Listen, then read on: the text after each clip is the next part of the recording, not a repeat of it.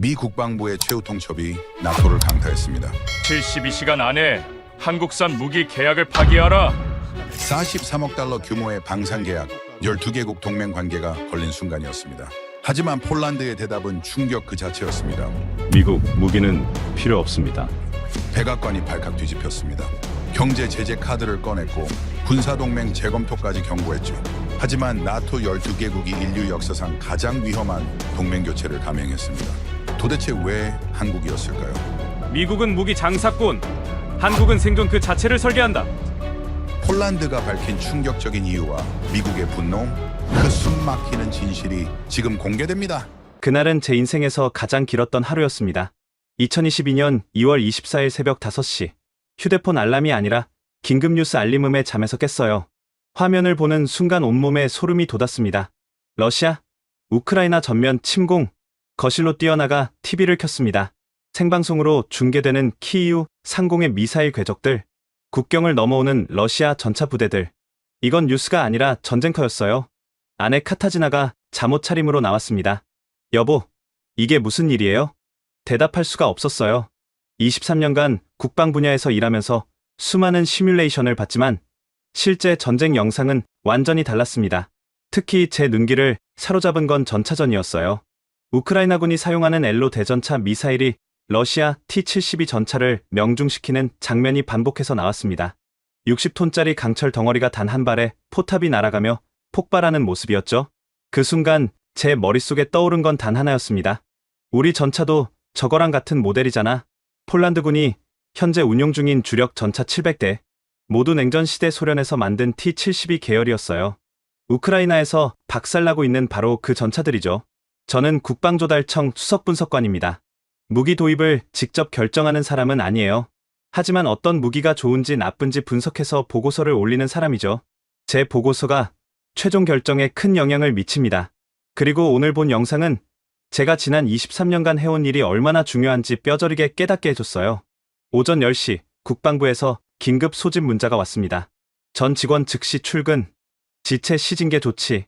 국방부 청사에 도착했을 때는 이미 주차장이 꽉 차 있었어요. 평소 한산하던 건물이 발 디딜 틈이 없을 정도로 붐볐습니다. 지하 3층 대회의실, 국방장관 마리우시 부와슈차크가 단상에 올랐습니다. 평소 온화한 얼굴이었지만 그날은 달랐어요. 표정이 굳어 있었죠. 여러분, 우크라이나 상황은 다들 아실 겁니다. 회의실이 숨죽였습니다. 우리 폴란드는 우크라이나 바로 옆 나라입니다. 러시아와 국경을 맞대고 있죠. 오늘 우크라이나에서 일어난 일이 내일 우리에게도 일어날 수 있습니다. 장관이 리모컨을 눌렀어요. 스크린에 우리 군의 T-72 전차가 떴습니다. 현재 우리가 보유한 주력 전차는 모두 40년 이상 된 구형입니다. 우크라이나에서 확인했듯이 현대전에서 이 전차들은 살아남을 수 없습니다. 회의실 여기저기서 긴장한 숨소리가 들렸어요. 따라서 정부는 긴급 결정을 내렸습니다.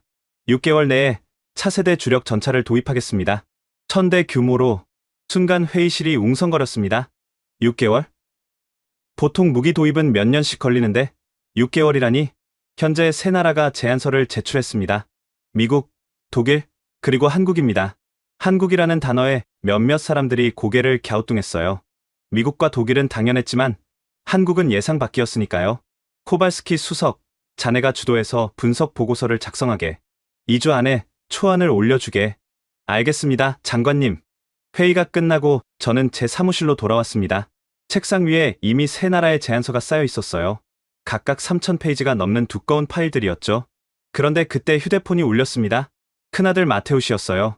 22살, 현재 전차병으로 복무 중이죠.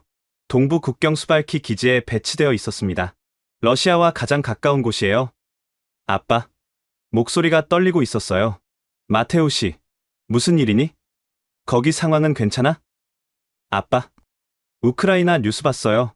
여기 애들 다 TV 보면서 무서워하고 있어요. 저기 키이우에서 우리나라까지 불과 500km잖아요. 가슴이 철렁했습니다. 러시아가 우크라이나 다음엔 우리한테도 올까요? 아빠, 진짜 전쟁 나는 거 아니에요? 아들의 목소리에서 공포가 느껴졌어요. 22살 청년이 떨리는 목소리로 전쟁을 무서워하고 있었습니다.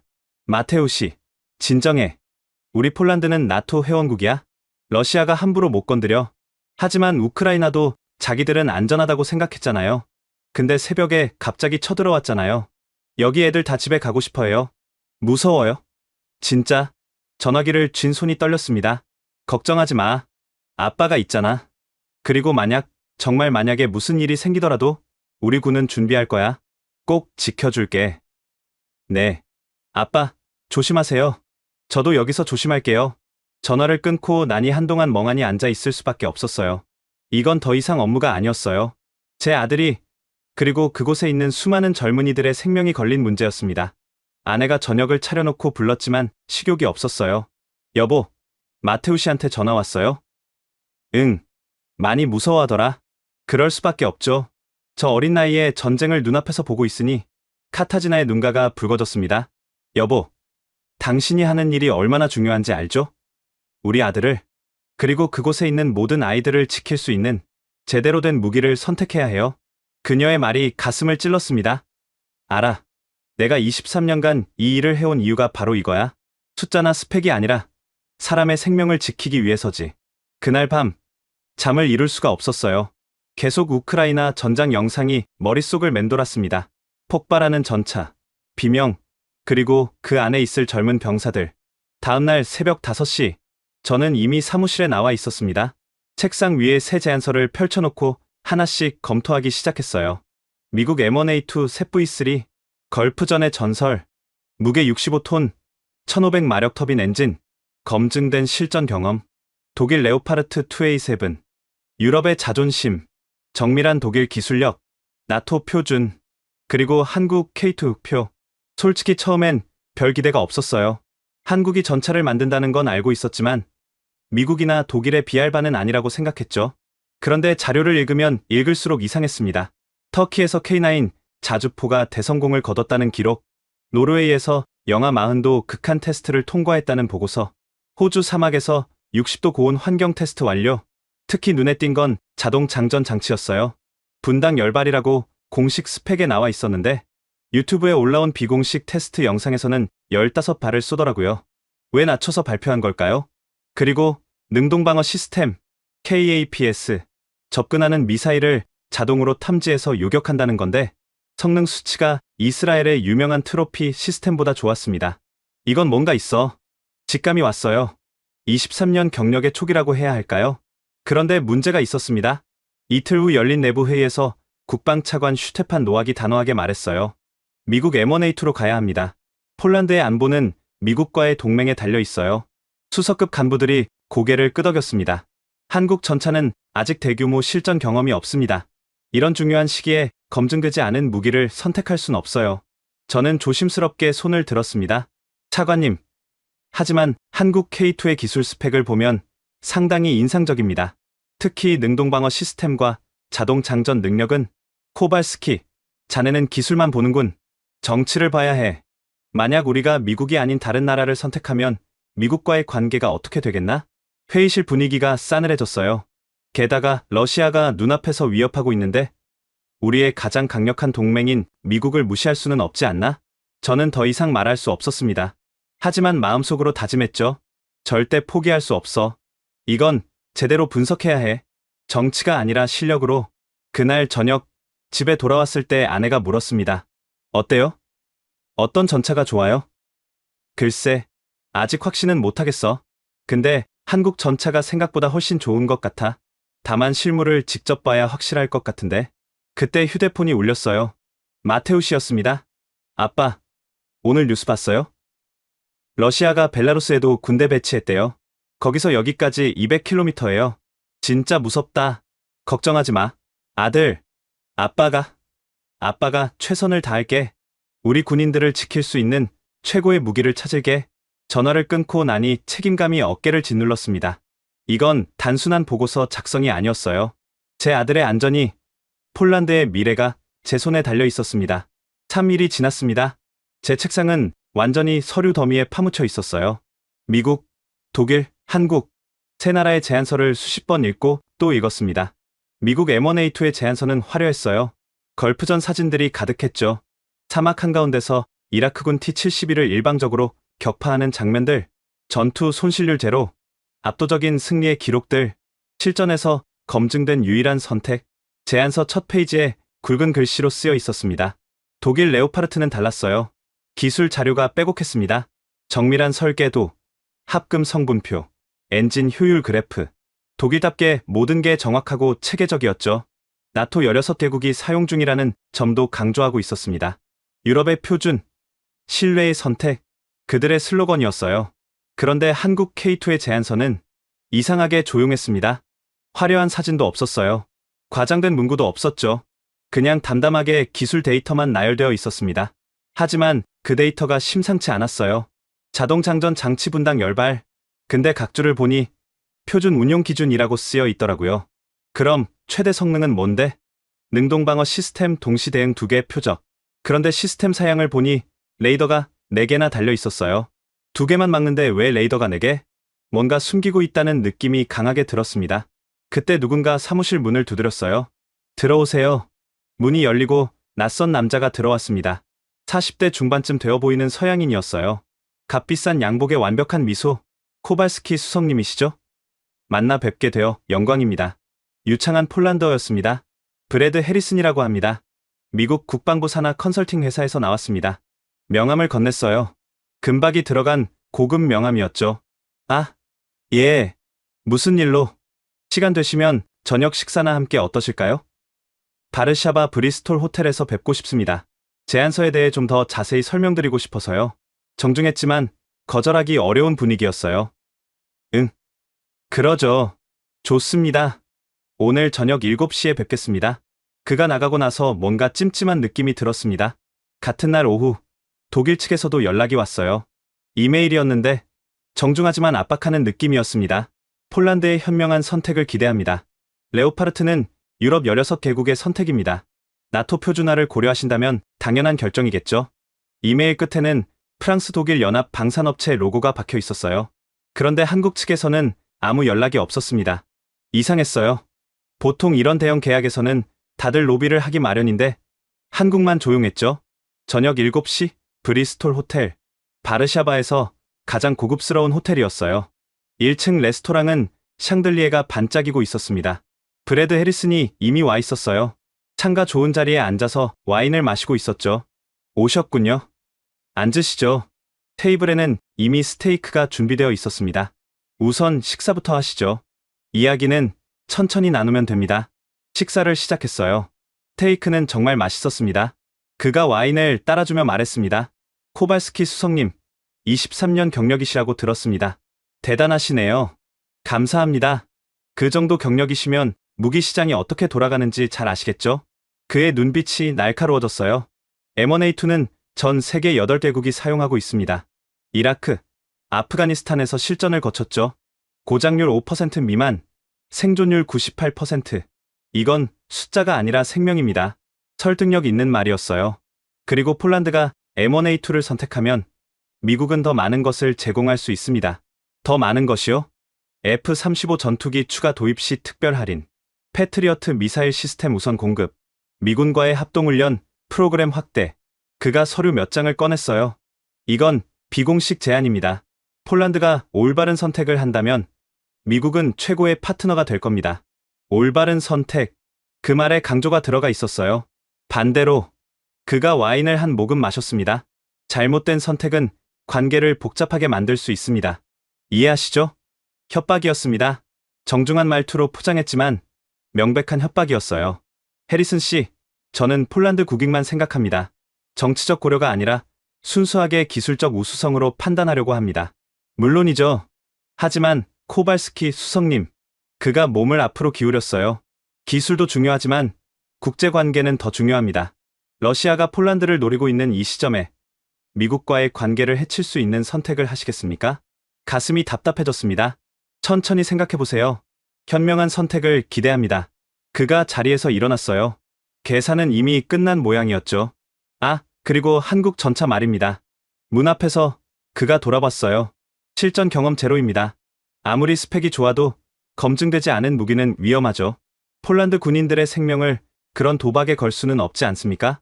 그는 미소를 지으며 나갔습니다. 호텔을 나서는데 기분이 정말 나빴어요. 협박도 협박이지만 한국 전차에 대한 그의 말이 계속 머릿속을 맴돌았습니다. 실전 경험 제로, 검증되지 않은 무기. 도박. 틀린 말이 아니었어요. 실제로 한국 K2는 아직 실전에 투입된 적이 없었으니까요.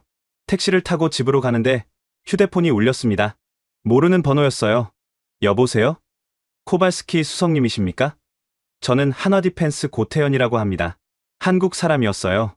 약간 서툰 영어였지만 정중했습니다. 아, 예. 무슨 일로? 혹시 시간 되실 때 커피 한 잔 하실 수 있을까요? 제안서에 대해 질문이 있으실 것 같아서요. 응. 압박하려는 게 아닙니다. 그냥 궁금하신 거 있으시면 편하게 물어보시라고요. 내일 오전 어떠세요? 목소리가 진심처럼 들렸어요. 좋습니다. 내일 10시에 국방부 근처 카페에서 뵙죠. 감사합니다. 내일 뵙겠습니다. 전화를 끊고 나니 묘한 기분이 들었어요. 미국은 호텔 스위트룸에서 압박했고, 한국은 동네 카페에서 커피를 마시자고 했습니다. 이 차이가 뭘 의미하는 걸까요? 집에 도착했을 때 아내가 기다리고 있었어요. 어떻게 됐어요? 글쎄, 복잡해. 미국 쪽에서 압박이 들어오고 있어. 그럼 어떻게 할 거예요? 모르겠어. 솔직히 미국 전차가 안전한 선택이긴 해. 검증됐으니까. 근데 한국 전차 데이터를 보면 뭔가 숨기고 있는 것 같아. 좋은 쪽으로. 내일 한국 담당자를 만나볼 거야. 그날 밤도 잠을 설쳤습니다. 머릿속에서 숫자들이 계속 돌아갔어요. 미국 전차의 검증된 실전 기록, 독일 전차의 정밀한 기술력, 그리고 한국 전차의 이상하게 겸손한 스펙. 새벽에 다시 제안서를 꺼내봤습니다. 한국 K2 제안서 마지막 페이지에 작은 글씨로 이렇게 쓰여 있었어요. 공개 사양은 수출 표준 기준입니다. 실제 성능은 현장 시연에서 확인하실 수 있습니다. 실제 성능? 그럼 공개된 것보다 더 좋다는 얘기인가? 궁금증이 폭발할 것 같았습니다. 다음날 아침이 빨리 오기를 기다렸어요. 다음날 오전 10시, 국방부에서 걸어서 5분 거리에 있는 작은 카페였어요. 관광객들도 별로 없는 조용한 곳이었죠. 고태현은 이미 와 있었습니다. 30대 중반쯤 되어 보이는 한국 남자였어요. 평범한 정장에 검은 뿔테 안경. 어젯밤 만난 브래드 해리슨과는 정반대의 느낌이었죠. 코발스키 수석님, 만나서 반갑습니다. 그가 일어나서 악수를 청했어요. 손이 약간 떨리고 있었습니다. 긴장한 모양이었죠. 편하게 앉으세요. 커피는 제가 살게요. 아, 감사합니다. 아메리카노 2잔을 주문했습니다. 고태현이 가방에서 태블릿을 꺼냈어요. 제안서 검토하시면서 궁금하신 점 많으셨을 것 같습니다. 네, 솔직히 말씀드리면요. 저는 망설이다가 직설적으로 물었습니다. 공개하신 스펙이 실제보다 낮은 것 같은데 왜 그런 건가요? 고태현이 잠깐 놀란 표정을 지었어요. 그러더니 쓴웃음을 지었습니다. 역시 전문가시네요. 숨길 수가 없군요. 그가 주변을 둘러보더니 목소리를 낮췄습니다. 맞습니다. 저희는 의도적으로 보수적인 수치를 공개합니다. 이유가 뭡니까? 첫째, 국제 정치입니다. 그가 태블릿에 자료를 띄웠어요. 저희가 2019년에 터키에 K2를 수출했을 때 미국 국무부에서 압박이 들어왔습니다. 나토 동맹국인 터키가 미국 전차 대신 한국 전차를 선택했다는 이유로요. 압박이요? 네. 핵심 부품 수출 제한, 기술 협력 중단 검토 등등. 결국 저희는 일부 기술 스펙을 낮춰서 재발표해야 했습니다. 고태현의 표정이 씁쓸했어요. 그래서 배운 겁니다. 처음부터 겸손하게 발표하면 덜 건드린다는 거요. 그럼 실제 성능은 얼마나 됩니까? 자동장전 장치 분당 15발에서 17발까지 가능합니다. 능동방어는 동시에 4개 표적 대응 가능하고요. 제가 들었던 숫자보다 훨씬 높았어요. 엔진 출력도 공개는 1500마력이지만 실제로는 1800마력입니다. 과부하 모드에서는 2000마력까지 나옵니다. 왜 이렇게까지 숨기는 겁니까? 고태현이 한숨을 쉬었습니다. 솔직히 말씀드릴게요. 저희 한국은 방산 시장에서 신참입니다. 미국, 독일, 러시아, 프랑스, 이 나라들이 수십 년간 시장을 장악하고 있었죠. 그가 커피를 한 모금 마셨어요. 그들은 저희가 치고 올라오는 걸 원하지 않습니다. 그래서 온갖 방법으로 견제하죠. 기술 유출이다, 덤핑이다, 품질 문제다. 그래서요? 그래서 배웠습니다. 조용히 하자고, 스펙을 낮춰 발표하고, 실제 성능은 고객이 직접 확인하게 하자고. 그럼 폴란드에 수출할 K2는 한국군이 사용하는 것과 98% 동일합니다. 단 2% 차이는 암호화 키와 전술 주파수뿐입니다. 나머지는 전부 같습니다. 고태현의 눈빛이 진지해졌어요. 말로 아무리 좋다고 해봐야 안 믿습니다. 특히 한국 같은 나라는요. 그래서 저희는 고객에게 직접 보여줍니다. 테스트하게 합니다. 만져보게 합니다. 그게 바로 제안서 마지막에 쓴 현장 시연이군요. 맞습니다. 코발스키 수석님, 한국에 오시면 저희 공장을 보여드리겠습니다. K2가 어떻게 만들어지는지, 실제로 어떻게 작동하는지 직접 확인하세요. 진심이 느껴졌어요. 그리고 폴란드 환경에서 테스트하고 싶으시면 전차를 가져오겠습니다. 영하 30도든 40도든 원하는 대로 테스트하세요. 그 정도로 자신 있습니까? 자신 있습니다. 고태연이 단호하게 말했습니다. 왜냐하면 저희는 거짓말을 하지 않거든요. 스펙을 부풀리지도 않고 없는 기능을 있다고 하지도 않습니다. 오히려 낮춰 말하죠. 그래서 고객이 실제로 보면 놀라게 됩니다. 그가 태블릿을 돌려서 보여줬어요. 노르웨이 테스트 영상이었습니다. 영하 42도, 눈보라가 치는 환경에서 K2가 움직이고 있었어요. 포탑이 회전하고 포를 쏘고 능동방어 시스템이 작동했습니다. 이건 지난해 노르웨이에서 찍은 겁니다. 나토 참관단이 지켜보는 앞에서요. 영상 속에서 유럽 장군들이 박수를 치고 있었어요. 그리고 이건 그가 다른 영상을 보여줬습니다. 사막이었어요. 호주입니다. 섭씨 58도, 모래 폭풍 속에서 72시간 연속 가동 테스트 통과했습니다. 영상을 보는 동안 저는 말을 잃었어요. 코발스키 수석님, 저희는 작은 나라에서 왔습니다. 폴란드처럼요. 그래서 폴란드의 고민을 이해합니다. 고태연이 조심스럽게 말했습니다. 미국을 선택하면 안전합니다. 검증됐으니까요. 독일을 선택하면 유럽 표준이니까 편합니다. 근데 진짜 실력으로 선택하신다면 저희한테도 기회를 주세요. 후회하지 않으실 겁니다. 그의 눈빛에서 절실함이 느껴졌어요. 한 가지만 더 말씀드릴게요. 고태연이 가방에서 작은 책자를 꺼냈습니다. 이건 1950년대 사진입니다. 책자를 펼치니 흑백 사진이 나왔어요. 폐허가 된 도시였습니다. 한국전쟁 때 서울입니다. 완전히 파괴됐죠. 그때 폴란드에서 의료진을 보내주셨습니다. 폴란드 적십자 병원이 부산에 있었어요. 처음 듣는 이야기였어요. 저희 할아버지가 그 병원에서 치료받으셨습니다. 목숨을 구했죠. 그래서 저는 폴란드가 은인의 나라라고 배웠습니다. 고태연의 목소리가 떨렸습니다. 70년 전에 폴란드가 한국을 도왔습니다. 이제 저희가 폴란드를 지킬 차례입니다. 좋은 무기로요. 가슴이 뭉클했어요. 기회를 주십시오. 제발요. 커피를 다 마시고 일어섰을 때 고태연이 명함을 건넸습니다.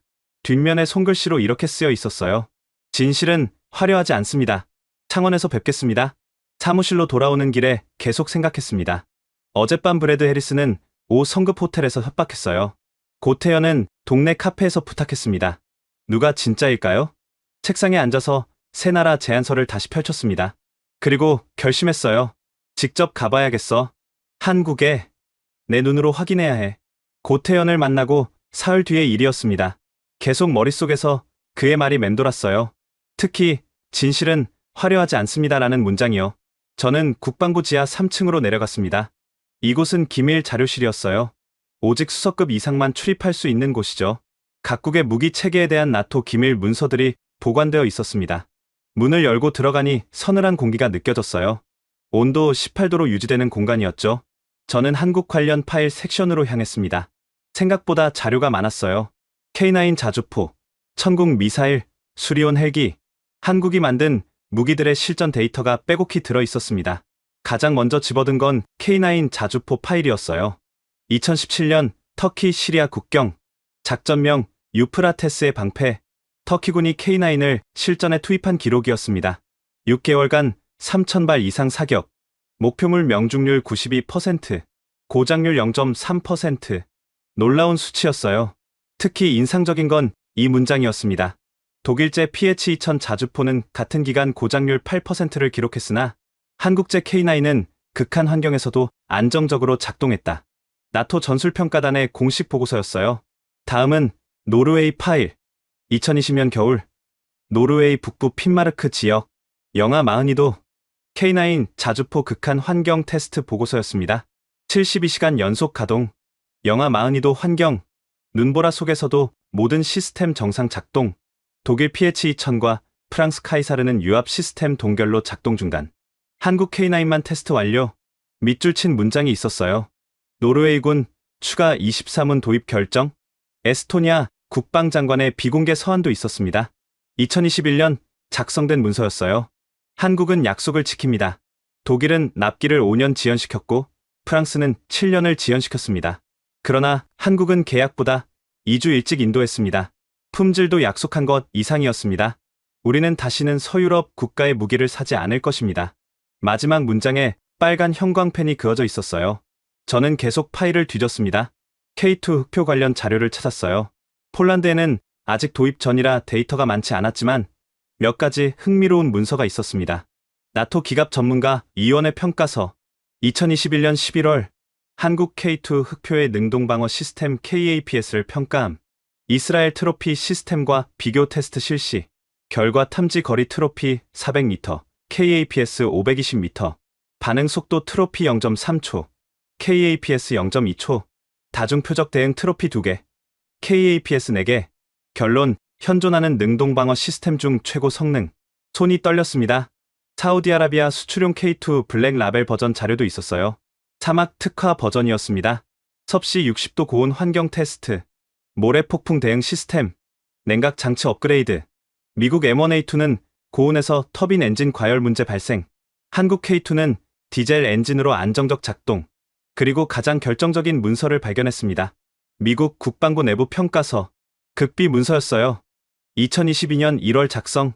우크라이나 전쟁 한 달 전이었습니다. 한국 K2 흑표에 대한 우려. 동맹국들이 미국 M1A2 대신 한국 K2를 선택하는 사례 증가. 터키, 폴란드, 루마니아, 이집트가 K2에 관심 표명. K2의 기술적 우수성을 부정할 수 없으나 미국의 방산 수출 감소로 이어질 가능성. 대응 방안 필요. 밑에 손글씨로 메모가 있었어요. 정치적 압박 강화, 나토 표준화 명분 활용, 미국과의 동맹관계 강조. 이게 바로 브래드 해리슨이 저한테 한 말이었습니다. 저는 모든 자료를 복사했어요. 130페이지 분량이었습니다. 그리고 이 자료들을 바탕으로 중간 보고서를 작성하기 시작했습니다. 사흘 밤을 새웠어요. 커피만 20잔을 마셨습니다. 아내가 걱정할 정도였죠. 여보, 건강 챙겨요. 왜 이렇게까지? 이건 중요한 일이야. 제대로 해야 해. 보고서 제목은 이렇게 정했습니다. 차세대 주력전차 도입 1차 분석 실전 데이터 기반 객관적 평가. 결론 부분에 이렇게 썼어요. 한국 K2 흑표는 공개된 스펙보다 실제 성능이 우수한 것으로 판단됨. 나토 실전 데이터 분석 결과 기술적 신뢰성과 운영 안정성 모두 검증됨. 직접 실사를 통한 추가 검증 필요. 마지막 문장이 중요했어요. 정치적 고려가 아닌 순수 기술적 우수성을 기준으로 판단해야 함. 보고서를 국방장관에게 제출했습니다. 이틀 후 장관실에서 연락이 왔어요. 코발스키 수석, 장관님이 부르십니다. 가슴이 두근거렸습니다. 장관실 문을 열고 들어갔어요. 마리우시 부아슈차크 장관이 제 보고서를 들고 있었습니다. 앉게. 예, 장관님. 보고서 잘 읽었네. 자네 결론이 한국이라는 건가? 아직 최종 결론은 아닙니다. 하지만 직접 확인할 필요가 있다고 생각합니다. 장관이 잠시 생각하더니 말했습니다. 좋아. 실사단을 구성하게. 자네가 단장을 맡아. 한국에 가서 직접 보고 오게. 감사합니다, 장관님. 하지만 코발스키 장관의 표정이 진지해졌어요. 미국 측에서 압박이 들어오고 있네. 차관도 미국을 강력히 밀고 있고 자네 어깨가 무거울 걸세. 알고 있습니다. 그래도 가겠나? 예. 제 아들이 전차병입니다. 그 아이를, 그리고 우리 모든 군인들을 지킬 최고의 무기를 찾아야 합니다. 장관이 고개를 끄덕였습니다. 좋아. 실사단 6명을 구성하게. 2주 후 출발하게. 사무실로 돌아왔을 때 아내에게 전화했어요. 여보, 한국 가게 됐어. 정말요? 잘 됐네요. 직접 보고 와요. 응. 이번에는 확실히 확인하고 올게. 그날 밤 아들 마테우 씨에게 문자를 보냈습니다. 아빠가 너를 지킬 최고의 전차를 찾으러 간다. 조금만 기다려. 답장이 왔어요. 아빠, 조심히 다녀오세요. 사랑해요. 가슴이 뭉클했습니다. 2주 후면 한국입니다. 진실을 확인할 시간이었어요. 출발 2주 전 실사단을 구성했습니다. 저를 포함해서 총 6명이었어요. 안제이 비엘스키 대령, 기갑부대 30년 경력, 냉소적이고 회의적인 사람이었죠. 그는 처음부터 한국에 대해 부정적이었어요. 아시아, 전차라. 글쎄요. 기대는 안 됩니다.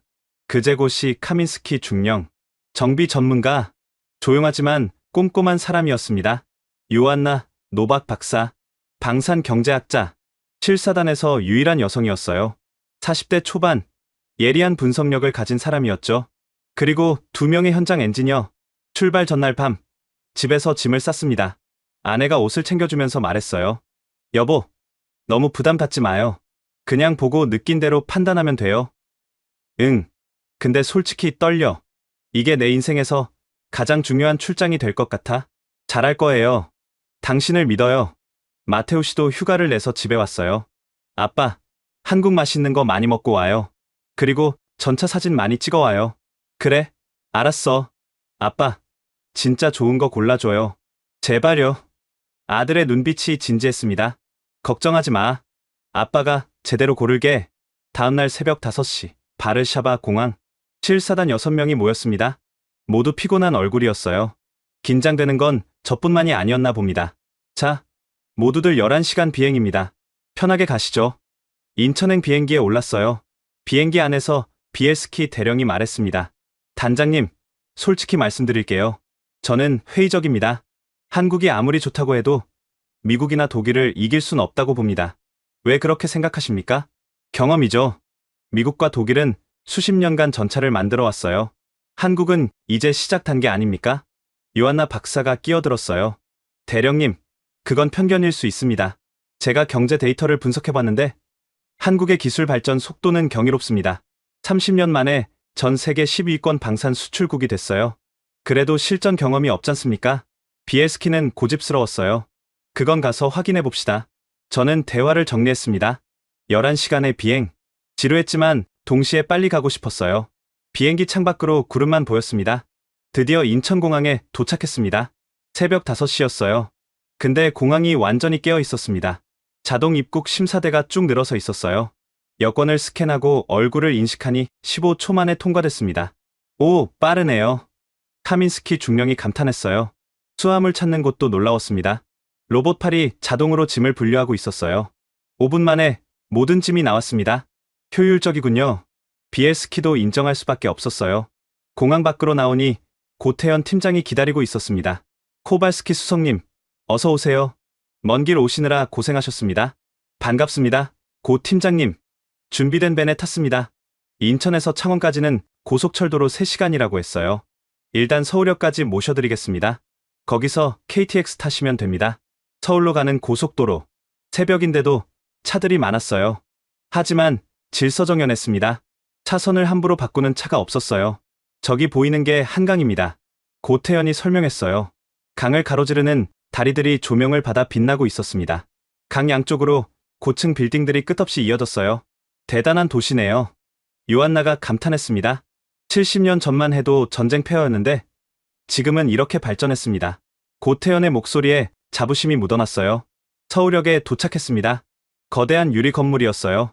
KTX는 시속 300km로 달립니다. 편하게 가실 수 있을 거예요. 기차에 올랐습니다. 좌석이 넓고 깨끗했어요. 기차가 출발했습니다. 창밖으로 풍경이 빠르게 지나갔어요. 도시, 산, 들판, 공단. 특히 인상적이었던 건 산업단지들이었습니다. 끝없이 이어지는 공장들, 굴뚝에서 나오는 연기들. 저기가 다 공장인가요? 카민스키가 물었어요. 네. 한국은 제조업 국가입니다. 배, 자동차, 전자제품, 그리고 무기까지 모두 여기서 만듭니다. 고태현이 자랑스럽게 말했습니다. 3시간 후 창원역에 도착했습니다. 역을 나서니 거대한 현수막이 보였어요. 폴란드 국방부 실사단 환영합니다. 폴란드어로 쓰여 있었습니다. 우와, 우리나라 말로 써놨네요. 실사단원들이 신기해했어요. 물론이죠. 귀한 손님이시니까요. 고태현이 웃었습니다. 호텔로 이동했어요. 5성급은 아니었지만 깔끔하고 편안한 비즈니스 호텔이었습니다. 오늘은 푹 쉬시고 내일부터 본격적으로 시작하겠습니다. 저녁은 한식으로 준비했어요. 호텔 레스토랑에서 저녁을 먹었습니다. 불고기, 비빔밥, 갈비찜. 처음 먹어보는 음식들이었어요. 맛있네요. 비엘스키도 인정할 수밖에 없었습니다. 고태현이 조심스럽게 말했어요. 코발스키 수석님, 제가 한 가지만 말씀드려도 될까요? 그러세요. 저희 할아버지 이야기입니다. 고태현이 휴대폰에서 오래된 사진을 꺼냈어요. 흑백 사진이었습니다. 한국전쟁 시절로 보였어요. 이분이 제 할아버지입니다. 1951년에 부산에서 찍은 사진이에요. 여기 보이는 이 건물이 폴란드 적십자 병원입니다. 사진 속에 적십자 마크가 선명했어요. 할아버지가 전쟁에서 다치셨는데 폴란드 의사 선생님이 살려주셨어요. 그분 이름이 얀 코왈스키였습니다. 제 성과 비슷한 이름이었어요. 할아버지는 돌아가시기 전에 항상 말씀하셨어요. 폴란드는 은인의 나라라고, 언젠가 갚아야 한다고. 고태연의 눈시울이 붉어졌습니다. 그래서 제가 이 일을 하게 됐습니다. 폴란드에 최고의 무기를 드리고 싶어요. 70년 전 빚을 갚고 싶습니다. 실사단원들이 모두 숙연해졌어요. 고 팀장님, 감동적인 이야기네요. 요한나의 목소리도 떨렸습니다. 내일부터 저희가 어떤 무기를 만드는지 보여드리겠습니다. 자신 있습니다. 저녁을 마치고 방으로 돌아왔습니다. 창밖으로 창원 시내가 보였어요. 밤인데도 공장들의 불빛이 반짝이고 있었습니다. 아내에게 문자를 보냈어요. 무사히 도착했어. 내일부터 본격적으로 시작해. 기대되면서도 떨려. 답장이 왔습니다. 잘할 거예요. 편견 없이 봐요. 사랑해요. 휴대폰을 내려놓고 침대에 누웠습니다. 11,100km를 날아왔어요. 내일이면 진실을 알 수 있을 겁니다. 한국 K2가 정말 최고인지 아니면 그냥 과장된 광고인지 긴장되면서도 기대됐습니다. 눈을 감았어요. 내일을 위해 푹 자야 했습니다. 다음날 아침 8시 하나디펜스 창원 공장 정문 앞에 섰습니다. 거대한 철문이 천천히 열렸어요. 그 안으로 들어서는 순간 모두가 말을 잃었습니다. 축구장 20개를 합쳐놓은 것 같은 공간이었어요. 천장은 30m 높이, 거대한 크레인들이 천천히 움직이고 있었습니다. 와, 비에스키 대령도 감탄을 금치 못했어요. 여기서 K2를 만듭니다. 연간 200대 생산 능력입니다. 고태연이 자랑스럽게 설명했습니다. 생산 라인을 따라 걸었어요. 첫 번째 구역은 장갑 제작실이었습니다. 로봇 팔들이 정밀하게 강철판을 용접하고 있었어요. 불꽃이 튀었지만 로봇은 흔들림 없이 작업했습니다. 용접 오차가 얼마나 됩니까? 카민스키 중령이 물었어요. 0.1mm 이내입니다. 0.1mm요? 그게 가능한가요? 보시는 대로입니다. 저희는 독일에서 로봇을 수입했지만 소프트웨어는 자체 개발했습니다. 더 정밀하게 만들었죠. 카민스키가 고개를 끄덕였습니다. 다음은 포탑 조립실. 거대한 포탑이 천천히 회전하고 있었어요. 기술자들이 케이블을 연결하고 센서를 부착하고 있었습니다. 저기 보이는 게 자동 장전 장치입니다. 고태연이 가리켰어요. 포탑 안쪽에 복잡한 기계 장치가 들어 있었습니다. 마치 정밀 시계처럼 보였어요. 아름답군요. 비엘스키가 중얼거렸습니다. 냉소적이던 그도 인정할 수밖에 없었어요. 포탄이 어떻게 장전되는지 보여드릴까요? 고태연이 컴퓨터로 시뮬레이션을 띄웠습니다. 화면에서 포탄이 자동으로 회전하며 포에 장전되는 모습이 나왔어요. 3초. 단 3초 만에 장전이 완료됐습니다. 3초요? 정말입니까? 네. 분당 15발까지 가능합니다. 실전에서는 17발까지 나온 적도 있습니다. 17발. 실사단원들이 서로 눈빛을 교환했어요. 다음 구역으로 이동했습니다.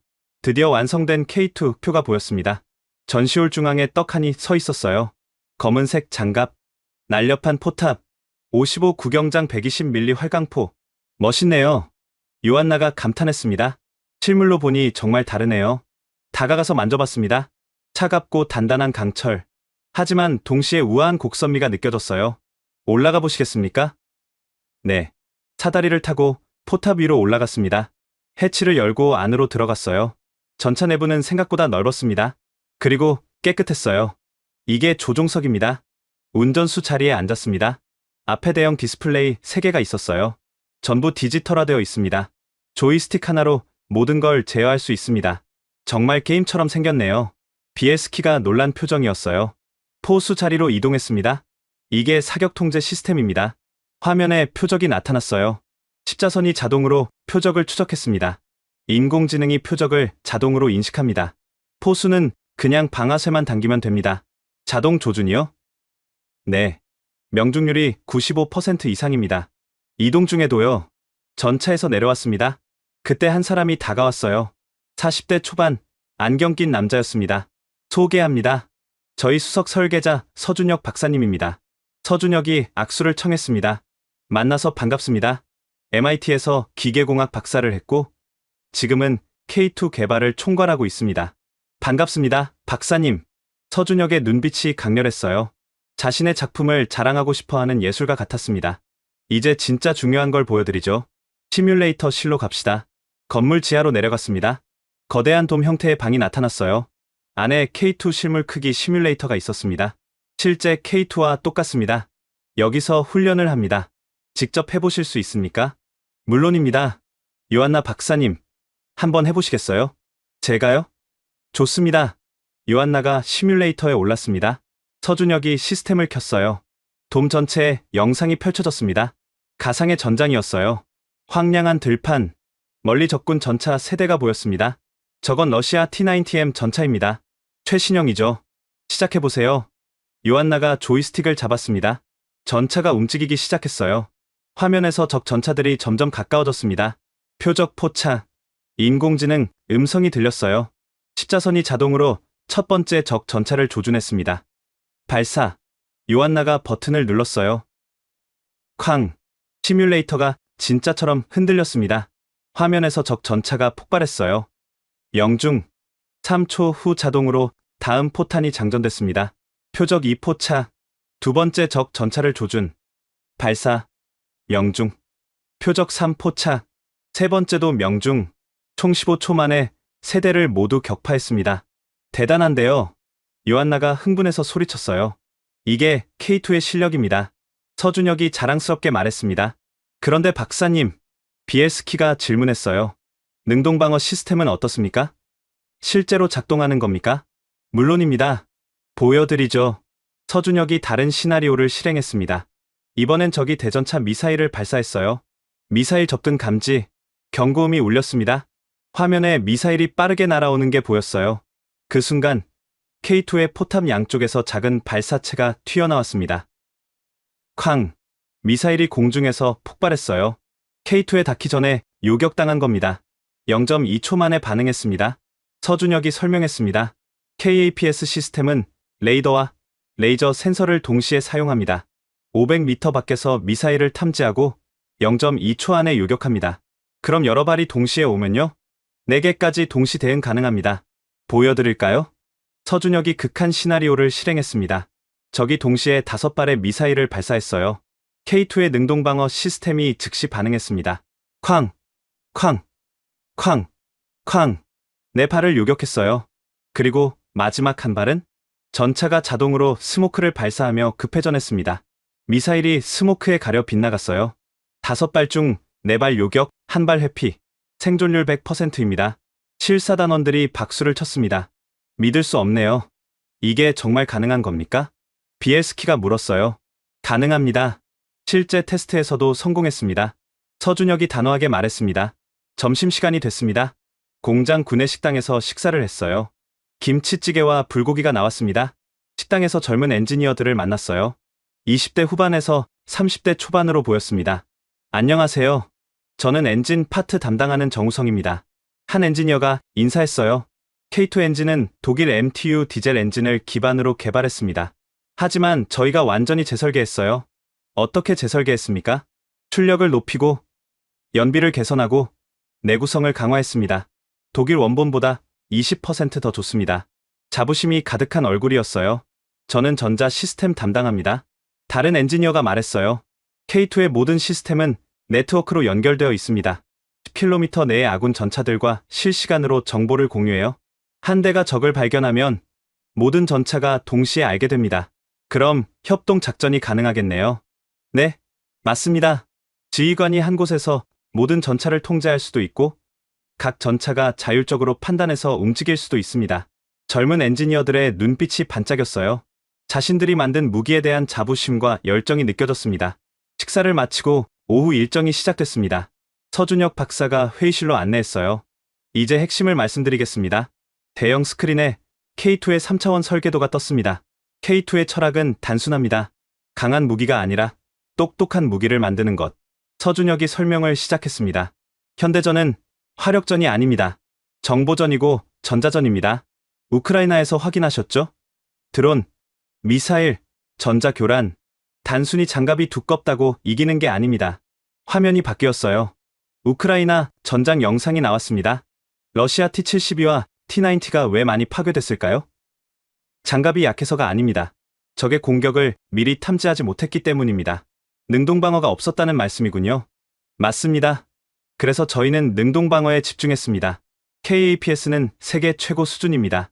이스라엘 트로피보다 30% 빠릅니다. 다음 슬라이드. 두 번째는 자동화입니다. 전차는 보통 4명이 운용합니다. 하지만 K2는 3명입니다. 자동장전 장치 덕분에 장전수가 필요 없죠. 인력을 줄이는 게 장점입니까? 요한나가 물었어요. 인력만이 아닙니다. 인간은 피곤하면 실수합니다. 하지만 기계는 72시간을 연속으로 작동해도 정확합니다. 분당 15발. 절대 흔들림이 없습니다. 세 번째는 네트워크입니다. 화면에 전술 지도가 나타났어요. K2는 혼자 싸우지 않습니다. 드론, 헬기, 다른 전차들과 정보를 공유하며 싸웁니다. 이게 진짜 미래 전쟁입니다. 서준혁이 우리를 바라봤습니다. 코발스키 수석님, 한 가지만 솔직히 말씀드리겠습니다. 말씀하세요. 저희가 공개한 스펙 기억하시죠? 분당 10발, 능동방어 2개 표적, 엔진 1500마력. 네, 전부 낮춰서 말한 겁니다. 실제는 분당 15발, 능동방어 4개 표적, 엔진 1800마력입니다. 순간 실사단원들이 술렁였어요. 왜 그렇게 했습니까? 비에스키가 날카롭게 물었습니다. 미국 때문입니다. 서준혁의 표정이 굳어졌어요. 저희가 2019년에 터키에 수출할 때 미국이 압박했습니다. 나토 동맹국이 미국 전차를 버리고 한국 전차를 샀다는 이유로요. 핵심 부품 수출을 막겠다고 위협했습니다. 그래서요? 그래서 배웠습니다. 조용히 하자고. 스펙을 낮춰 발표하고 실제 성능은 고객이 직접 확인하게 하자고. 그럼 폴란드에 수출할 K2는 한국군이 사용하는 것과 98% 동일합니다. 단 2% 차이는 암호화 키와 전술 주파수뿐입니다. 나머지는 전부 같습니다. 실사단원들이 숨을 죽였습니다. 왜 그렇게까지 하십니까? 제가 물었어요. 서준혁이 잠시 망설이더니 대답했습니다. 제가 이 일을 시작한 건 7년 전입니다. 팀원 60명과 함께 밤낮 없이 일했어요. 왜냐고요? 그의 눈시울이 붉어졌습니다. 제 아들이 군인입니다. 전차병이에요. 제가 만든 전차를 타고 있습니다. 그래서 절대 엉터리로 만들 수 없어요. 폴란드 군인들도 누군가의 아들입니다. 그 아이들을 지켜야 해요. 그래서 최고를 만들었습니다. 거짓말 하나 없이. 가슴이 뭉클했습니다. 저도 아들이 전차병이었으니까요. 박사님, 감사합니다. 아닙니다. 당연한 겁니다. 서준혁이 마지막으로 말했습니다. 내일은 야외 테스트장에서 실제 사격을 보여드리겠습니다. 공개된 스펙이 아니라 진짜 실력을요. 회의가 끝나고 호텔로 돌아왔습니다. 실사단원들과 간단한 회의를 했어요. 어떻습니까, 여러분? 비에스키 대령이 먼저 입을 열었습니다. 단장님, 솔직히 말씀드리겠습니다. 저는 처음에 회의적이었습니다. 하지만 오늘 본 것은 인정할 수밖에 없습니다. 저도 동의합니다. 카민스키 중령이 말했어요. 기술 수준이 예상을 훨씬 뛰어넘습니다. 특히 자동화와 네트워크 부분은 미국이나 독일보다 앞서 있습니다. 요한나도 고개를 끄덕였습니다. 경제적으로도 합리적입니다. 미국 전차의 60% 가격에 더 좋은 성능, 운영 비용도 30% 저렴합니다. 하지만 아직 실전 테스트가 남았습니다. 내일 사격을 보고 최종 판단하겠습니다. 모두 동의했어요. 방으로 돌아와서 아내에게 전화했습니다. 여보, 한국 전차 정말 대단해. 상상 이상이야. 정말요? 다행이네요. 내일 실제 사격을 본다. 그것까지 확인하면 결론이 나올 것 같아. 좋은 결과 있길 바랄게요. 사랑해요. 전화를 끊고 창밖을 바라봤습니다. 창원공단의 불빛들이 여전히 반짝이고 있었어요. 저 불빛 하나하나가 누군가의 열정이고 땀이겠죠. 서준혁 박사처럼 자신의 아들을 위해 최선을 다하는 사람들, 그 마음이 만든 무기라면 믿을 수 있을 것 같았습니다. 내일이 기대됐어요. 다음 날 아침, 야외 사격장으로 이동했습니다. 창원에서 차로 1시간 거리에 있는 군사시설이었어요. 넓은 들판, 멀리 표적들이 세워져 있었습니다. 그리고 그곳에 K2 표 2대가 대기하고 있었어요. 직접 사격을 보시겠습니다. 서준혁 박사가 설명했습니다. 1차 테스트는 정지 사격입니다. 거리 2000m, 표적 10개, K2가 포를 들어 올렸습니다. 쾅! 첫 발이 발사됐어요. 2초 후 표적이 폭발했습니다. 쾅! 쾅! 쾅! 3초 간격으로 연속 사격. 10발 모두 명중했습니다. 명중률 100%. 소요 시간 32초. 비에스키가 스톱워치를 보며 중얼거렸습니다. 대단하군요. 2차 테스트는 이동 사격입니다. 시속 40km로 달리면서 쏩니다. K2가 움직이기 시작했어요. 먼지를 일으키며 빠르게 달렸습니다. 그 상태에서 포가 발사됐어요. 쾅! 쾅! 쾅! 놀랍게도 이동 중인데도 모두 명중했습니다. 어떻게 저렇게 정확할 수가? 카민스키가 놀란 표정이었어요. 능동현과 장치와 사격 통제 시스템이 결합된 겁니다. 차체가 흔들려도 포는 항상 표적을 향합니다. 3차 테스트. 이번엔 능동방어 시스템입니다. 멀리서 모의 미사일 5발이 동시에 발사됐습니다. K2의 센서가 즉시 반응했어요. 쾅! 쾅! 쾅! 쾅! 네 발을 공중에서 요격했습니다. 마지막 한 발은 스모크와 기동으로 회피했어요. 완벽합니다. 요한나가 감탄했습니다. 사격 테스트가 끝났습니다. 모두가 흥분한 표정이었어요. 의심할 여지가 없었습니다. K2는 진짜였어요. 점심을 먹고 호텔로 돌아왔습니다. 그런데 오후 3시쯤 서준혁 박사에게서 전화가 왔어요. 코발스키 수석님, 혹시 저녁에 시간 되십니까? 개인적으로 만나고 싶은데요. 그러시죠. 창원 앞바다에 조용한 카페가 있습니다. 거기서 뵙겠습니다. 혼자 오시면 좋겠습니다. 무언가 중요한 이야기가 있는 것 같았어요. 저녁 7시, 진해 바닷가 카페, 창밖으로 석양이 지고 있었습니다. 바다가 붉게 물들었어요. 서준혁이 이미 와 있었습니다. 커피 2잔이 준비되어 있었어요. 오셨군요. 앉으세요. 자리에 앉았습니다. 서준혁이 잠시 망설이더니 입을 열었습니다. 코발스키 수석님, 오늘 제가 드릴 이야기는 비공식적입니다. 회사도 모릅니다. 무슨 말씀이신지 솔직하게 말씀드리겠습니다. 그가 가방에서 USB를 꺼냈어요. 이 안에 K2의 진짜 성능 데이터가 들어 있습니다. 공개한 것보다 훨씬 높은 수치들이요. 왜 이걸 저한테 주시는 겁니까? 폴란드를 믿기 때문입니다. 서준혁의 눈빛이 진지했어요. 미국이나 독일에게는 절대 못 줍니다. 그들은 이 데이터를 받아서 자기들 무기를 개선하는 데 쓸 겁니다. 하지만 폴란드는 다릅니다. 어떻게 그렇게 확신하십니까? 70년 전 폴란드는 한국을 도왔습니다. 아무 대가 없이 그냥 어려운 나라를 도왔어요. 저희는 그걸 잊지 않았습니다. 서준혁이 커피를 한 모금 마셨습니다. 그리고 지금 폴란드도 어렵습니다. 러시아가 위협하고 있죠. 저희가 도울 차례입니다. 고맙습니다, 박사님. USB 안에는 폴란드 환경에 최적화한 소프트웨어도 들어 있습니다. 영하 30도에서도 완벽하게 작동하도록 튜닝했어요. 영하 30도요? 네. 폴란드 겨울이 춥잖아요. 저희가 시뮬레이션 돌려봤습니다. 2월 수발키 지역 기온, 습도, 바람까지 고려해서요. 그렇게까지. 당연하죠. 폴란드 군인들이 쓸 무기인데 폴란드 환경에 맞춰야죠. 서준혁이 창밖을 바라봤습니다. 코발스키 수석님, 제가 이 일을 하는 이유를 아십니까? 말씀해 주세요. 7년 전 K2 개발을 시작했을 때 제 아들이 군대에 갔습니다. 전차병으로 배정됐어요. 그 순간 깨달았습니다.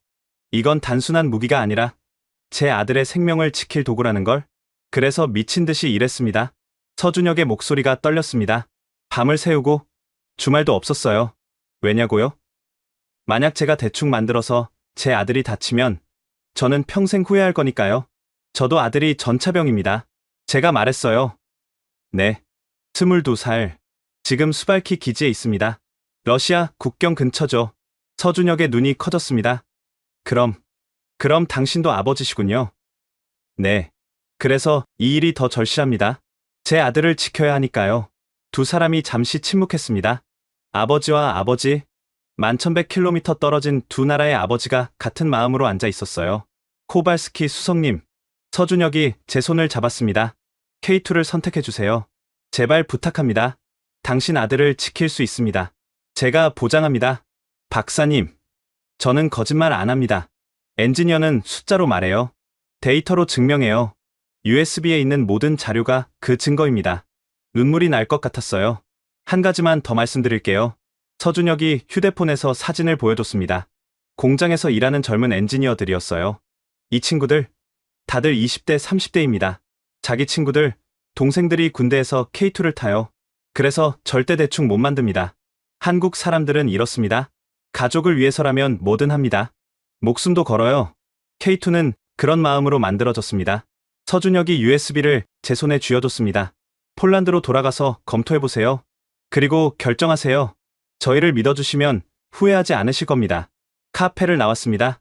바닷바람이 차가웠어요. 하지만 가슴은 뜨거웠습니다. USB를 주머니에 넣고 호텔로 돌아왔습니다. 방에서 노트북을 켰어요. USB를 꽂았습니다. 폴더가 열렸습니다. 폴란드 전용 최적화 데이터, 영하 30도 환경 테스트 결과, 능동방어 시스템 상세 매뉴얼, 정비 교범 폴란드어 번역본, 하나하나 열어봤습니다. 놀라웠어요. 모든 게 폴란드를 위해 준비된 자료였습니다. 심지어 폴란드 지형 데이터까지 입력되어 있었어요. 수발키, 그단스크, 바르샤바, 우리나라 주요 도시의 3차원 지도가 들어 있었습니다. 이 사람들, 진짜 진심이구나. 눈물이 났습니다. 아내에게 전화했어요. 여보, 결정했어. 정말요? 응, K2야. 이게 답이야. 확신해요. 100%. 이건 단순한 무기가 아니야. 진심이 담긴 무기야. 잘 결정했어요. 믿어요. 전화를 끊고 창밖을 바라봤습니다. 내일이면 폴란드로 돌아갑니다. 그리고 보고서를 작성해야 해요. 이번엔 확신을 가지고 쓸 수 있을 것 같았습니다. 일주일 후, 바르샤바, 공항. 긴 비행 끝에 고향 땅을 밟았습니다. 공항 로비에 아내와 아들이 나와 있었어요. 아빠, 마테우 씨가 달려왔습니다. 꼭 안았어요. 잘 다녀왔니? 응. 아빠, 한국 어땠어요? 좋았어. 정말 좋았어. 그럼 한국 전차 사는 거예요? 아직 최종 결정은 아니지만 아빠는 그렇게 생각해. 집으로 돌아와서 짐을 풀었습니다. 그리고 바로 보고서 작성에 들어갔어요. 72시간을 꼬박 세웠습니다. 150페이지 분량의 상세 보고서. 제목은 한국 K2 표 실사 보고서 기술적 우수성과 도입 타당성. 결론 부분에 이렇게 썼습니다. 한국 K2 표는 현존하는 최고 수준의 주력 전차로 판단됨. 기술적 우수성, 가격 경쟁력, 운영 안정성 모든 면에서 미국 및 독일 전차를 상회함. 폴란드군 도입을 강력히 권고함. 마지막 문장이 중요했어요. 본 판단은 정치적 고려가 아닌 순수 기술적 분석에 기반함. 보고서를 국방장관에게 제출했습니다. 이틀 후 국방부 고위급 회의 소집 통보가 왔어요. 코발스키 수석, 사흘 후 오전 10시 확대 회의에서 발표하게. 가슴이 두근거렸습니다. 회의 당일 아침, 양복을 단정히 입고 국방부로 향했어요. 지하 3층 대회의실, 평소보다 훨씬 많은 사람들이 모여 있었습니다. 국방장관 마리우시 브와슈차크, 참모총장 라이문드 안드르제이차, 차관 슈테판 노악, 각 군 사령관 12명, 그리고 브래드 해리슨, 미국 컨설턴트가 옵저버 자격으로 참석해 있었어요. 압박이 시작되는구나. 자리에 앉았습니다. 장관이 회의를 시작했습니다. 코발스키 수석, 한국 실사 결과를 발표하게. 예, 장관님. 프레젠테이션을 시작했어요. 한국 방문 일정, 공장 견학, 기술 테스트, 사격 시험, 모든 걸 상세히 설명했습니다. 결론적으로 K2 흑표는 모든 면에서 우수합니다. 순간 슈테판 차관이 손을 들었어요. 코발스키 수석, 잠깐만. 예, 차관님. 자네 결론이 한국이라는 건가? 기술적으로는 그렇습니다. 슈테판의 얼굴이 굳어졌어요. 하지만 실전 경험은 어떤가? 한국 전차는 실전에 투입된 적이 없지 않나? 터키에서 K9 자주포가 실전에 투입됐고 성공적이었습니다. 같은 회사가 만든 무기입니다. 자주포와 전차는 다르네. 기술 기반은 같습니다. 슈테판이 테이블을 두드렸습니다. 그리고 정치적 고려는 어떻게 할 건가? 미국과의 관계는? 차관님, 저는 기술 전문가입니다. 정치는 제 영역이 아닙니다. 코발스키, 슈테판이 목소리를 높였어요.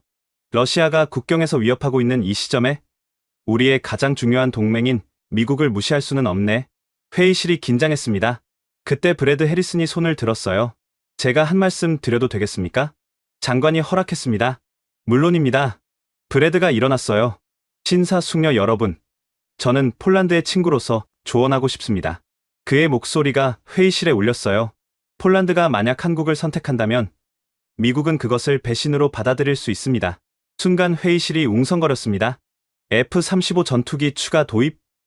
어려울 겁니다. 패트리어트 미사일 업그레이드? 재검토가 필요하겠죠. 미군과의 합동훈련? 축소될 수 있습니다. 노골적인 협박이었어요. 물론 결정은 폴란드의 몫입니다. 하지만 현명한 선택을 하시길 바랍니다. 브래드가 앉았습니다. 회의실 분위기가 얼어붙었어요. 많은 사람들이 고개를 숙였습니다. 그때 참모 총장이 입을 열었습니다. 해리슨 씨, 질문 하나 하겠습니다. 예. 미국은 폴란드를 동맹으로 보십니까? 아니면 속국으로 보십니까? 브래드의 얼굴이 굳어졌어요. 무슨 말씀이신지. 동맹이라면 우리의 선택을 존중해야 합니다. 속국이라면 명령할 수 있겠죠. 어느 쪽입니까? 물론 동맹입니다. 그렇다면 우리의 선택을 존중하십시오. 참모 총장의 목소리가 단호했습니다. 저는 정치가가 아니라 군인입니다. 군인의 임무는 병사들의 생명을 지키는 것입니다. 코발스키 수석의 보고서를 읽어봤습니다. 기술적으로 명확합니다. 한국 전차가 최고입니다. 하지만 총장님, 슈테판이 끼어들려고 했지만 장관이 손을 들어 제지했습니다. 충분합니다. 마리우시 장관이 일어났어요. 코발스키 수석의 보고서는 훌륭했습니다. 하지만 이건 중대한 결정입니다. 더 신중해야 합니다. 장관이 회의실을 둘러봤습니다. 한 달 후 폴란드 현지에서 세 개국 전차를 동시에 테스트하겠습니다. 우리 환경에서 우리 군인이 직접 운용해보고 결정하겠습니다. 좋은 결정입니다. 장관님. 참모 총장이 동의했어요. 미국, 독일, 한국, 세 나라 모두에게 공정한 기회를 주겠습니다. 그리고 그 결과로 최종 결정을 내리겠습니다. 회의가 끝났습니다. 복도로 나오는데 브래드 해리슨이 다가왔어요. 코발스키 씨, 현명한 선택을 하시길 바랍니다. 후회하지 마시고요. 그는 차가운 미소를 지으며 지나갔습니다. 저는 주먹을 꽉 쥐었어요. 절대 굴복하지 않겠어. 사무실로 돌아와서 실사단원들에게 연락했습니다. 한 달 후 폴란드 현지 테스트입니다. 준비합시다. 알겠습니다, 단장님. 그날 밤 아들에게서 전화가 왔어요. 아빠, 오늘 국방부에서 회의 있었다면서요? 부대에서 소문났어요. 응, 있었어. 어떻게 됐어요? 한 달 후에 진짜 테스트를 한다. 그게 최종이야. 한국 전차 될까요? 아빠가 최선을 다할게. 너를 지킬 최고의 전차를 선택할게. 아빠, 힘내세요. 전 아빠 믿어요. 전화를 끊고 창밖을 바라봤습니다. 한 달 후, 운명이 결정될 겁니다. 한 달이 지났습니다. 겨울 초입, 폴란드 북동부 수발키 훈련장. 러시아 국경에서 불과 200km 떨어진 곳이었어요. 기온은 영하 28도, 눈보라가 몰아치고 있었습니다. 끔찍한 날씨군요. 비엘스키 대령이 중얼거렸어요. 하지만 이게 우리 현실입니다. 전쟁은 날씨 좋을 때만 나는 게 아니니까요. 세 나라에서 전차가 도착했습니다. 미국 M1A2 ZV-3 2대, 거대한 수송기에서 내려왔어요. 독일 레오파르트 2A7 2대, 트럭에 실려왔습니다. 한국 K2 흑표 2대, 배로 그단스크 항구에 도착해서 육로로 왔어요. 그리고 한국에서 서준혁 박사를 포함한 기술진 4명이 함께 왔습니다. 코발스키 수석님, 다시 뵙네요. 서준혁이 악수를 청했습니다. 손이 차가웠어요. 먼 길 오시느라 고생하셨습니다. 아닙니다. 당연히 와야죠. 참관단도 대규모였어요. 폴란드 국방부 관계자 20명, 나토 대표단 5명, 각국 무관 10명, 그리고 브래드 해리슨도 왔습니다. 테스트 프로토콜이 발표됐습니다. 1차 기동성 테스트, 눈 덮인 구릉지 10km 주파, 1차 사격 정확도, 2000m 거리, 이동 중 사격, 3일차 극한 내구성, 72시간 연속 가동, 최종 능동방어 시스템 테스트. 자, 시작하겠습니다. 테스트 책임자가 신호를 보냈습니다. 1일차 기동성 테스트. 눈이 30cm나 쌓여 있었어요. 미국 M1A2가 먼저 출발했습니다. 터빈 엔진이 으르렁거렸어요. 눈을 헤치며 나아갔습니다. 하지만 속도가 느렸어요. 무게 65톤. 눈 때문에 제 속도를 못 냈습니다. 연료 소모도 심했어요. 10km를 달리는데 400리터를 썼습니다. 다음은 독일 레오파르트. 디젤 엔진이 안정적으로 작동했어요. 속도는 괜찮았습니다. 하지만 급회전할 때 미끄러졌어요. 눈길에서 균형을 잡기 어려워 보였습니다. 연료는 300리터 소모. 마지막, 한국 K2. 출발하자마자 차이가 느껴졌어요. 57톤인데도 가볍게 움직였습니다. 능동현가 장치가 지형에 맞춰 자동으로 조절됐어요. 급회전도 부드러웠습니다. 미끄러지지 않고 정확하게 방향을 틀었어요. 평균 속도 45km. 가장 빨랐습니다. 연료 소모 180리터. 믿을 수 없는데요. 비엘스키가 스톱워치를 보며 말했습니다. M1A2보다 2배 이상 효율적입니다. 참관단이 술렁거렸어요. 브래드 해리슨의 얼굴이 굳어졌습니다. 2일차 사격 정확도. 거리 2000m에 표적 10개가 세워졌습니다. 먼저 정지 사격. 세 전차 모두 10발 중 8발 이상 명중시켰어요. 비슷한 수준이었습니다. 문제는 이동 사격이었어요. 시속 40km로 달리면서 쏘는 테스트. M1A2 10발 중 6발 명중. 60%. 레오파르트 10발 중 7발 명중. 70%. K2 10발 중 10발 명중. 100%. 어떻게 저게 가능하죠? 나토 대표가 놀라서 물었습니다. 능동현과 장치와 사격 통제 시스템이 결합된 겁니다. 서준혁이 설명했습니다. 차체가 아무리 흔들려도 포는 항상 표적을 향합니다. 인공지능이 실시간으로 보정하거든요. 대단하군요. 심지어 폴란드 군인들이 직접 조종한 결과였어요. 한국 사수가 아니었습니다. 조작이 정말 쉬워요. K2를 조종한 병사가 말했습니다. 게임하는 것처럼 직관적이에요. 30분 연습으로 이 정도 할 수 있었어요. 3일차. 극한 내구성. 진짜 시험이 시작됐습니다. 72시간 연속 가동. 영하 30도까지 온도가 떨어졌어요. 세 전차 모두 시동을 걸고 계속 작동했습니다. 24시간 경과. 모두 정상이었어요. 36시간 경과. M1A2에서 이상 징후가 나타났습니다. 유압 시스템이 얼기 시작했어요. 포탑 회전이 느려졌습니다. 온도가 너무 낮습니다. 유압유가 점성을 잃고 있어요. 미국 기술진이 당황했습니다. 48시간 경과. M1A2 작동 중단. 유압 시스템 완전 동결. 테스트 중단하겠습니다. 미국 팀이 기권했어요. 레오파르트와 K2만 남았습니다. 60시간 경과. 온도가 영하 32도까지 떨어졌어요. 레오파르트 엔진에서 연기가 나기 시작했습니다. 과열입니다. 냉각 시스템이 역으로 작동하고 있어요. 독일 기술진이 소리쳤습니다. 레오파르트도 중단했어요. K2만 남았습니다. 72시간 완주. 서준혁이 K2를 점검했습니다. 모든 시스템 정상입니다. 참관단이 박수를 쳤어요. 어떻게 가능한 겁니까? 독일 기술자가 물었습니다. 시베리아를 대비해서 설계했습니다. 서준혁이 자랑스럽게 대답했습니다. 영하 40도에서도 작동하도록 만들었거든요. 폴란드 겨울은 오히려 따뜻한 편입니다. 브래드 해리슨이 창백한 얼굴로 지켜보고 있었어요. 최종 테스트. 능동방어. 마지막 시험이었습니다. 모해 대전차 미사일을 발사해서 능동방어 시스템을 테스트하는 겁니다. M1A2는 능동방어 시스템이 없었어요. 패스. 레오파르트에는 독일제 시스템이 장착되어 있었습니다. 미사일 3발 동시 발사. 레오파르트가 2발을 요격했어요. 한 발은 명중했습니다. 67% 요격률입니다. 다음은 K2. 5발 동시 발사하겠습니다. 테스트 책임자가 말했습니다. 5발요? 너무 가혹한 거 아닙니까? 참관단이 웅성거렸어요. 괜찮습니다. 해보세요. 서준혁이 자신있게 말했습니다. 5발의 모해 미사일이 동시에 발사됐습니다. K2의 센서가 즉시 반응했어요. 쾅! 쾅! 쾅! 쾅! 4발을 공중에서 요격했습니다. 마지막 한 발은 K2가 자동으로 스모크를 발사하며 급회전했어요.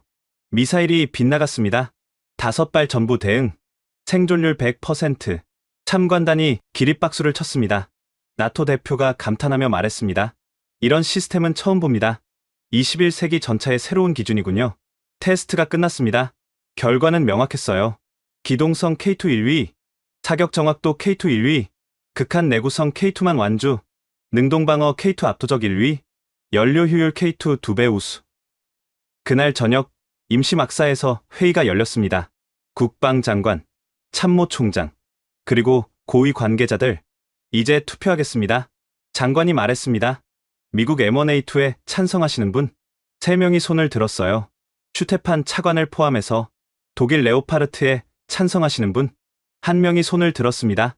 한국 K2에 찬성하시는 분? 16명이 손을 들었어요. 저도 손을 들었습니다. 장관이 선언했습니다.